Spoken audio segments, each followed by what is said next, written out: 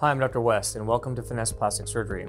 I've been in practice now in Orange County for 10 years, and in that time, I've had the privilege to take care of thousands of patients. I think what makes our practice different than most is the time that we'll spend with you when you come in for a consultation. So what happens during a consultation for breast implant removal? Well, the main thing is to figure out what your goals are. There's a lot of different options for somebody who wants to remove their implants. So the first option, in some way the most simple, is just to remove the implant. You can take the implant out and leave the capsule, or you can take the implant out and take the entire capsule with it. We call that a total capsulectomy. Something that's been coming a lot up in the news recently is what's called an en bloc capsulectomy. And the idea there is we take out the implant with the scar tissue around it all as one piece. There are certain times where that would make sense and certain times where it's less important, but that's the kind of thing that we would go over with you during a consultation. The next option would be to remove the implant with or without the capsule and perform a breast lift. The key thing there is how much tissue do you have? If a patient's breast is 90% implant and the rest is skin, then we won't be able to perform a breast lift.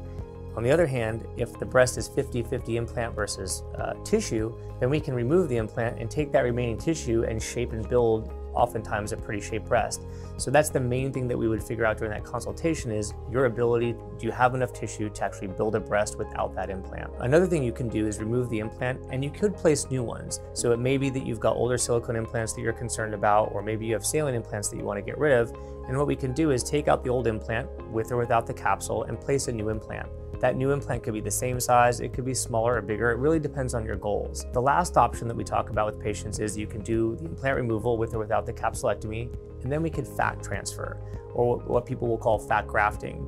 I don't typically do that at the same time because I like the space to close down first and heal well before we put fat. So we typically think of that as a second part surgery, but it really depends on the situation.